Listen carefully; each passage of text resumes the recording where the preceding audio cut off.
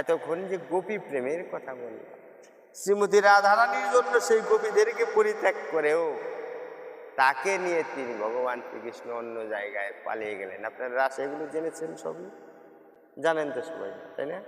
রাধাকে নিয়ে পালিয়ে গেছিলেন রাসস্থলী থেকে। তাই শাস্ত্রকার বললেন, তবে জানি রাধা কৃষ্ণের গাঢ় অনুরাগ। তাহলে কত অনুরাগ, মানে কত প্রেম, এখান থেকেই আমরা বুঝতে পারি। তাকে নিয়ে পালিয়ে গেল রাসস্থলী থেকে। রায় কহে তাহা শোনো প্রেমের মহিমা, ত্রিজগতে রাধা প্রেমের নাহি কো উপমা। এই ত্রিজগতে রাধা প্রেমের কোনো উপমা হয় না। উপমা মানে কোনো কিছু দিয়ে তাকে তুলনা করে বুঝিয়ে দেওয়া যায় না। রূপের কীর্তনে আপনারা শুনেছেন যে তুলনায় কি তুল মিলে না, বলে এর তুলনা হয় না। কি দিয়ে বুঝাবো রাধা প্রেম? তুলনা করা যায় না। গোপীগণের রাসনিত্য মণ্ডলী ছাড়িয়া রাধা চাহি বনে ফিরে বিলাপ করিয়া। এই দুই শ্লোকের অর্থ বিচারিলে জানি, বিচারিলে উঠে যেন অমৃতের খনি। এই শ্লোকগুলি যদি বিচার করা যায়, বিচার যদি না করা যায় তাহলে তো কিছু বোঝা যাবে না, একটু বললে। কিন্তু বিচার করে বুঝতে বলেছে। বিচার মানে কি? আমার যতটুকু বিদ্যা বুদ্ধি জ্ঞান শক্তি ভগবান দান করেছে এ যাবৎকাল পর্যন্ত, আমি যতটুকু বুঝি সেই জিনিস দিয়ে এই মহিমাকে আমার হৃদয়ে আস্বাদন করে নেওয়ার নাম হচ্ছে বিচার। আর যদি উপরে উপরে সেগুলো শুধু পড়ে যাই, বলে যাই, হয়ে শেষ করে যাই হোক তাই হোক, বিচার হলো না, তাই না? যেমন একটা বাড়িতে পূজা হয়, লক্ষ্মী পূজা, শনি পূজা, আর কি পূজা, পদ্মা পূজা করি না আমরা? ব্রাহ্মণে যে কি বলে আমরা কি বুঝি কিছু? কই অং নম, অং নম, ফুল হাতে নেও, নেও, দেও ঘটে, দিলাম বেলতে ঘটে, আবার অং নম, দেও ওই যে ওইদিকে চরণে দিলাম, ওই জল ছিটা দেও, তাই করি না? আমরা কি জানি মাথা মুন্ডু কোনটা কোন জায়গায় দিতেছে, কি হইতেছে না হইতেছে? ওই জায়গায় বিচার করার কিন্তু আমার কায়দা নাই। আমরা সংস্কৃত জানি না, মন্ত্রও জানি না, ওই পূজা করতে হয় করে দিলাম, কারণ আমার ভালো চাই। ওই জায়গায় কিন্তু বিচার বোধ নেওয়ার ক্ষমতা নাই। এই যে একটা পূজা পার্বণ সামনে, কি পূজা? দুর্গা পূজা। তার আগে কিন্তু আমাদের একটা সারা জায়গায় গেছে ভিতরে দুর্গা পূজা, কাপড় চোপড় আছে না, ব্যাপার পয়সা পাতির সমস্যা, অত ভিতরে যাই না, সবাই বোঝে। কিন্তু এই জায়গাটায় আমাদের চাওয়াটা কি, পাওয়াটা কি, মন্ত্রটা কি? অঞ্জলি দিতে যাই আমরা কি বলি? এটা জানতে হবে না? বিদ্যাং দেহি, ধনং দেহি, যশং দেহি, পুত্রাং দেহি, এই মন্ত্রে অঞ্জলি দিয়ে আমরা বলি। কিন্তু মহাপ্রভুতে সেই শিক্ষা আমাদের দিচ্ছেন না। তিনি কি বললেন? ন ধনং ন জনং ন সুন্দরী কবিতাঙ্গে বা জগদীশ কাময়ে তব চরণে জন্ম জন্মান্তরের জন্ম যেন আমার ভক্তি উদ্ভাসিত হয়। এইটাই হচ্ছে আমাদের মন্ত্র হওয়া উচিত। কিন্তু আমরা চেয়ে বসছি তো সেইটা। এই জায়গাটা যদি আমরা না বুঝতে পারি তাহলে তার প্রেমের কিছু বোঝা সম্ভব হয়ে গেল। যাই হোক, এইবার আমরা যেখানে আসছি, যে রাধা অমৃতের খনি ওঠার কথা বলছে, যে এই দুই শ্লোকের অর্থ বিচারিলে জানি, বিচারিতে উঠে যেন অমৃতের খনি। শতকোটি গোপী সঙ্গের আসবিলাস, তার মধ্যে এক মূর্তি রহে রাধা পাশ। শতকোটি গোপীর সঙ্গে কিন্তু সেই রাসবিলাস, তার মধ্যে একে প্রেম মূর্তি রয়েছে রাধার পাশে। সেই জন্য সবকিছু ছেড়ে রাধার দিকে ধাবমান হয়েছে তুমি। সাধারণ প্রেম দেখি সর্বত্র সমতা, রাধার কুটিল প্রেমে হইল। সর্বত্র সমতা প্রেমের মধ্যে থাকে, কিন্তু রাধার কুটিল প্রেমে একটু বামতা হয়ে গেল। মানে একে বেঁকে যাওয়াটার নাম হচ্ছে বামতা। সোজাসুজি যাচ্ছে না, রাধার প্রেমটা অঙ্কন করে একে বেঁকে চলে যাচ্ছে। অহিরেব গতি প্রেম্ন স্বভাব কুটিলা ভবেত অত হেতর হেতস্য।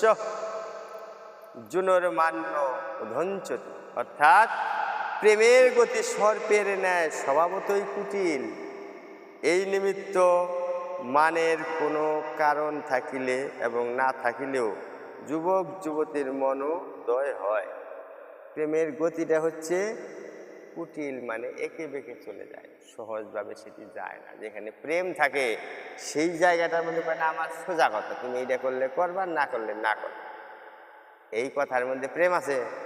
আছে কি প্রেম? বাবা, তুমি গেলে যাবা, না গেলে না, তোমার সোজা কথা পেয়ে যাও। কিন্তু যার ভিতরে প্রেম আছে সে কিভাবে জানে না যাওয়া দরকার, লোকটা এইভাবে বলবে। আবার আমার এইখানে একটু সমস্যা আছে, এটা প্রেম দিয়ে বিচার করা হয়। আর কর্কশ ভাষায় হচ্ছে তুমি আসলে আসবে, না আসলে না আসবে, সোজা কথা বলে দাও।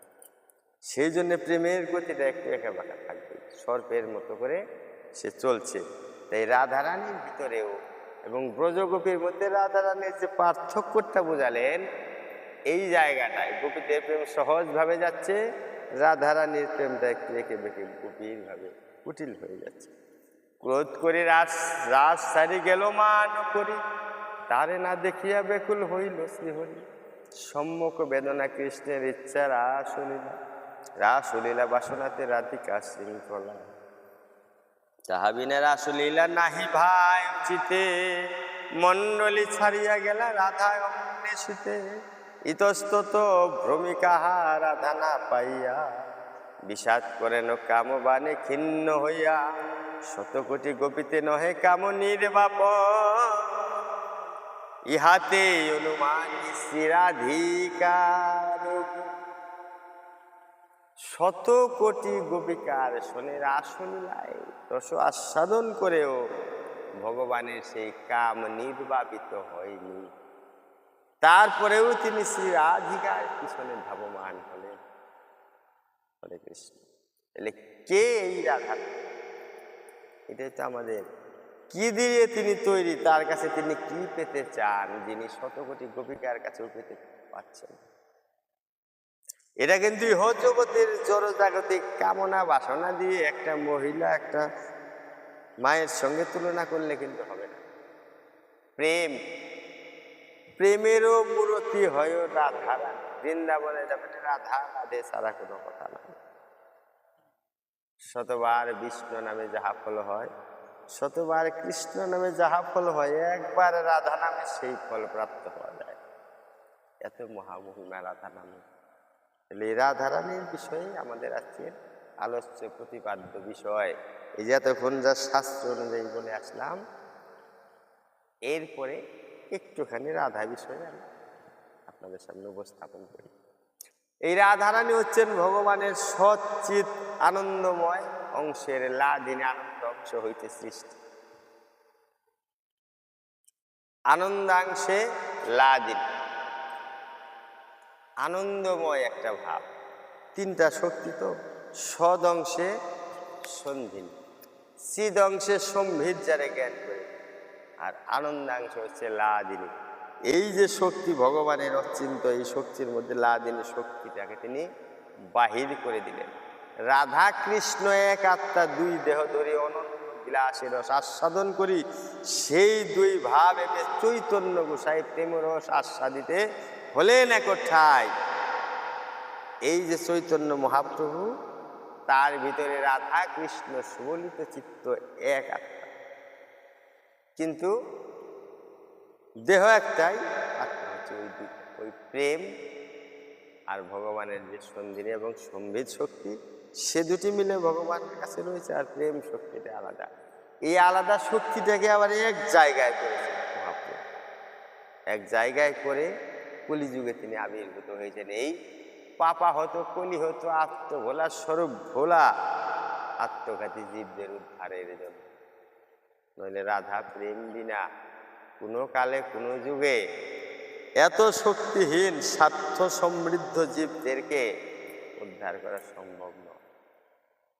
অন্যান্য যুগে, সত্য যুগে 12 বৎসর ধ্যানে যাহা হয়, ত্রেতা যুগে 1 মাস যজ্ঞে তাহা, দাপরেতে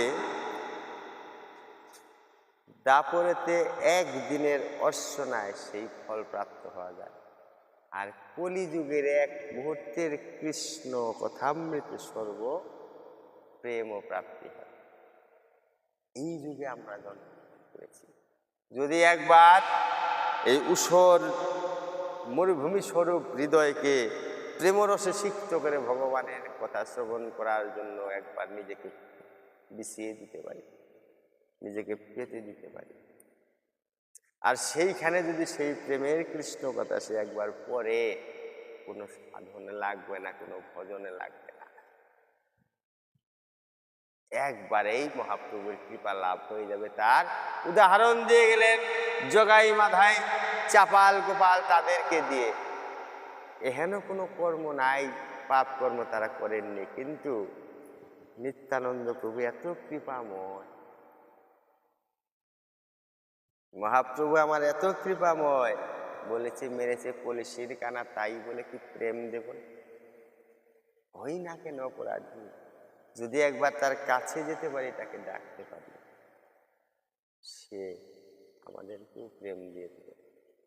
সেই যুগে আমরা জন্মগ্রহণ করেও কি দুর্ভাগ্য গো বাবা, মুখ ফিরিয়ে রইলাম,